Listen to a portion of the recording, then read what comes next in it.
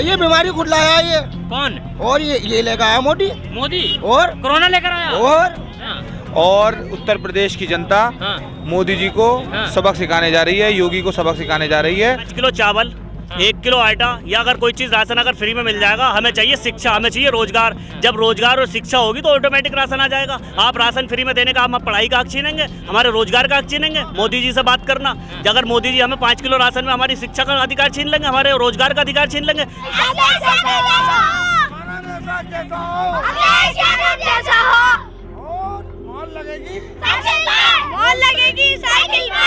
अब चुनावी माहौल की टीम आप पहुंची है उत्तर प्रदेश के मुरादाबाद में। मुरादाबाद में जिसे पीतल नगरी के नाम से जाना जाता है, अब पीतल नगरी की जनता किसे मौका देना चाहती है, किसकी सरकार चुनना चाहती है और आखिरकार कौन कौन से मुद्दे होने वाले हैं जिनको लेकर मतदान करने वाली है, वो यहाँ की आम आवाम से हम लोग बात करेंगे कि आखिरकार माहौल किसका है। जी क्या नाम है?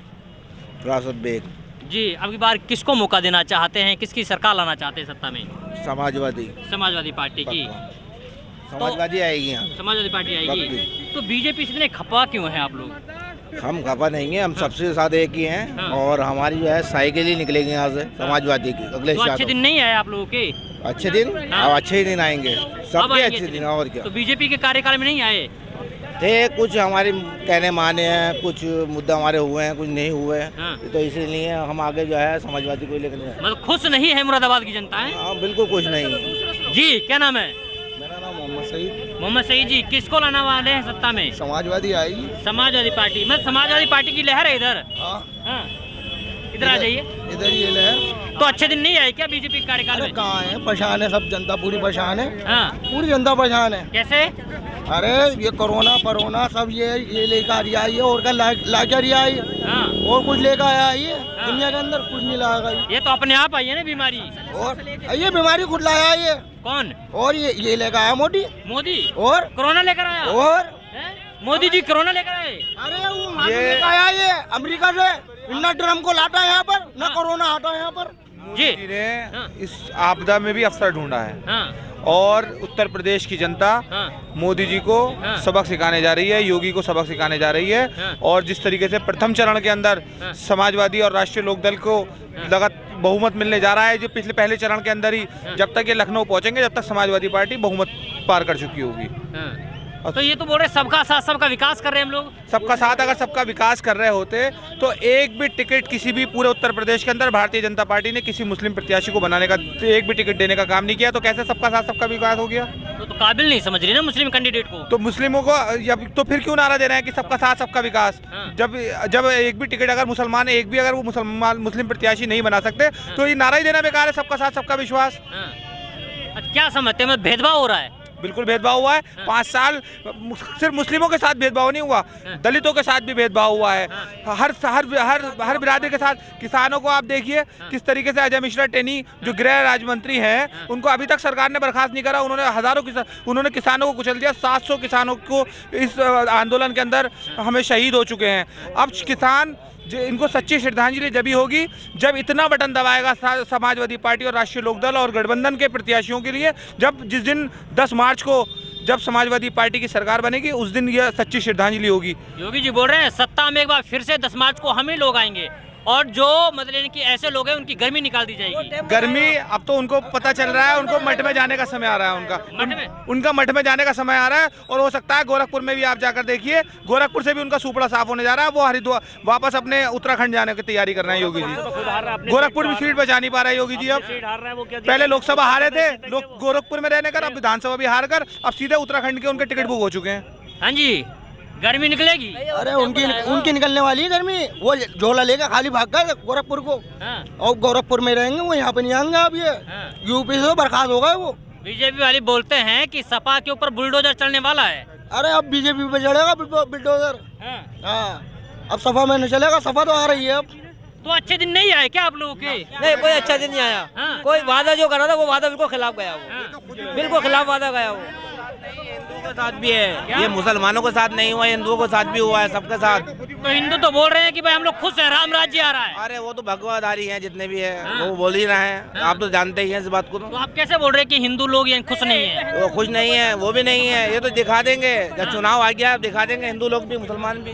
जी जी, आप हिंदू मुस्लिम का सवाल पूछ रहे हो। क्या सिलेंडर सिर्फ महंगा क्या मुसलमान खरीदता, हिंदू नहीं खरीदता?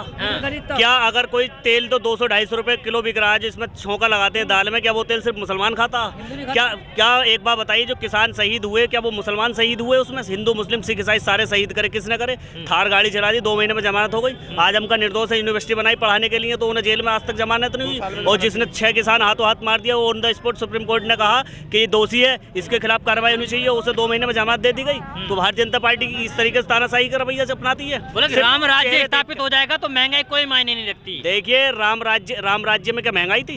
राम राज्य में 200 रुपए किलो तेल था जी। 100 रुपए लीटर। राम राज्य जो आप बात कर रहे हो, राम एक जो हम लोग भी सब धर्मों को मानते हैं, क्योंकि हम हिंदुस्तान में रहते हैं, हम हिंदुस्तानी हैं। और राम राज्य जो आप बात कर रहे हैं, राम राज्य ये नहीं होता कि कोई भूखा मर रहा हो, ठीक है।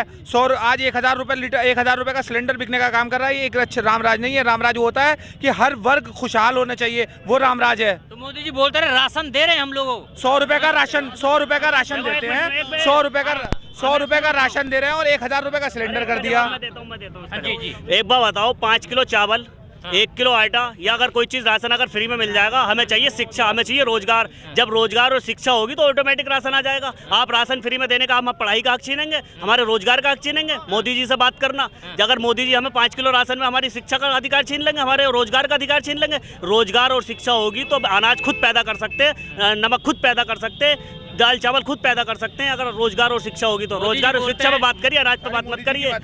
मोदी जी बोलते हैं मोदी है तो मुमकिन है। अरे मोदी सब हो जाएगा तो मुमकिन है, तो किसानों को मारा जा रहा है, अल्पसंख्यकों पर अत्याचार करे जा रहे हैं, दलितों किसान नहीं थे वो, कौन तो मानने के लिए तैयार ही नहीं। किसान नहीं थे तो फिर उनसे माफी क्यों मांगी? 3 कानून वापसी क्यों लिए? 3 कानून वापसी क्यों लिए? किसानों से माफी क्यों मांगी? किसान नहीं थे तो वो क्या आतंकवादियों से माफी मांगेंगे, खालिस्तानियों से माफी मांगेंगे? क्यों माफी मांगी उन्होंने? माफी क्यों मांगी? किसान नहीं थे वो, बताओ क्यों नहीं माफी क्यों मांगी? माफी क्यों मांगी, इसका जवाब दो। किसान नहीं थे, तुमने कहा किसान थे वो समझ नहीं पाए बिल्कुल। नहीं तो अभी कह रहे हो किसान नहीं थे, अभी कह रहे हो किसान नहीं थे वो, अभी कह रहे हो किसान नहीं थे, अब कह रहे हो किसान नहीं समझ। हम तो बोल रहे हैं मोदी जी से पूछो ना, ये तुम्हारी मीडिया क्यों बिकी हुई है? मीडिया बिका हुआ है, मोदी जी से सवाल नहीं पूछते, सख्त सवाल पूछ लेना। अगर वो किसान नहीं थे तो माफी क्यों मांगी किसानों से? 3 कानून वापसी क्यों लिए? बैकफुट पे क्यों आए? मोदी जी तो शेर है, 56 इंच का सिरा, क्यों वापसी लिए कानून? बोल तो होते हैं 56 इंच का। अरे तो वापसी क्यों लिए कानून? वापस क्यों ले लिए? वापस कैसे लिए कानून? आज भारतीय जनता पार्टी आप जाकर देखिए, जहां पहले चरण में भी चुनाव हो चुके हैं, और भारतीय जनता पार्टी के जो प्रत्याशी हैं वो गांवों में नहीं घुसने दे रहे हैं, किसान भाई उनको गांवों तक में नहीं घुसने दे रहे हैं। अब आप कह रहे हो कि भारतीय जनता पार्टी का विकास हो रहा है। अराजक तत्व हैं वो, तो कुछ भी बोल रहे हैं। अराजक तत्व तो कल थे, जो संगीत सोम जैसे जो विधायक है भारतीय जनता पार्टी का, वो पीठासीन अधिकारियों को पीट रहा है, ठीक है। आप देखिए, एक बाहुबली धनंजय सिंह वो आईपीएस अधिकारियों के साथ क्रिकेट खेल रहा है। इससे बढ़िया कानून व्यवस्था कहाँ पर होगी? हाथरस में एक बेटी को जिंदा जला दिया जाता है, बेचारी का क्रियाक्रम भी नहीं कर पाया और पुलिस ने उसको जला दिया। आप कह रहे हो कि देश के अंदर कानून बन रहा है। तो समाजवादी पार्टी के जब कार्यकाल था उस टाइम पे दंगे हुए ना, मुजफ्फरनगर दंगे कराने वाला कौन था? जब दंगाई खुद सरकार में, दंगाई सत्ता में होंगे, दंगे क्यों होंगे? लूट खसोट क्यों होगी? लूट खसोटने वाले तो सत्ता में बैठे हैं। 150 से ज्यादा मुकदमे, आपराधिक मुकदमे योगी आदित्यनाथ जी पे, केशव प्रसाद मौर्य पे मुकदमे, दिनेश शर्मा पे मुकदमे। कहाँ से मुकदमे आ गए? ये तो खुद सरकार में जितने उप मुख्यमंत्री, मुख्यमंत्री पे सैकड़ों मुकदमे, कहाँ से लोग? किसकी सरकार बन रही है? अखिलेश यादव, अखिलेश की। ये मत कोई भाजपा वाला नहीं है।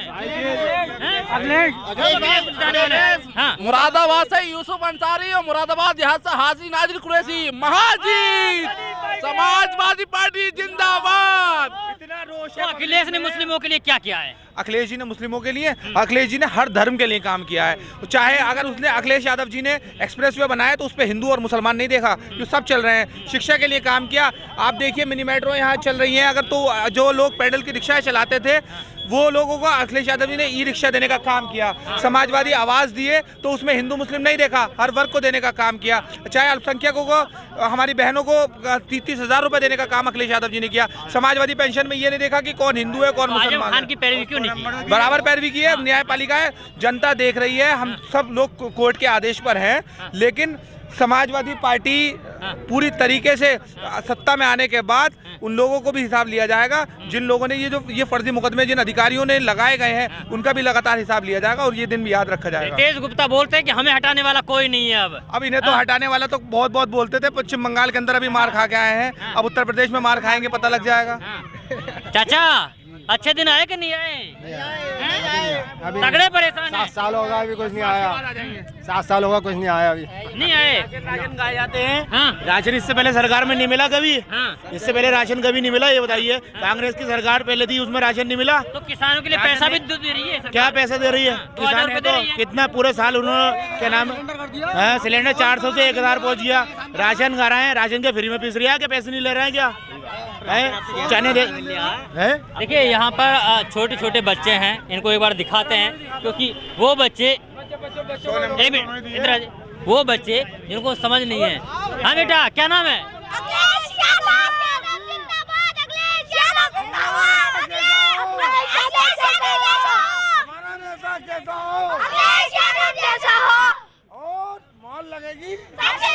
मॉल लगेगी साइकिल पे और कौन लगेगी साइकिल पे चाय पतंगे साइकिल पे चाय पतंगे साइकिल पे घुमानी तगेंगे साइकिल पे और खाला तगेंगे साइकिल पे घर वालों तगेंगे। देखिए ये छोटे छोटे बच्चे हैं।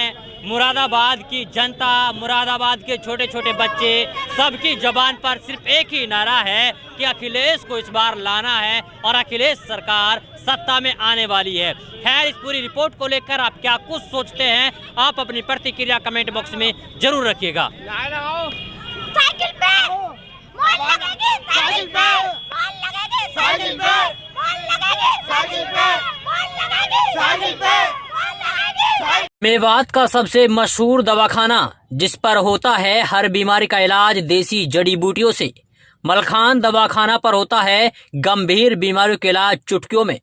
अगर आप भी हैं कैंसर, एड्स, नामर्दी, लाल पानी व सफेद पानी, पथरी और जोड़ों के दर्द से परेशान, तो देसी जड़ी बूटियों से होगा समाधान मलखान दवाखाना के पास।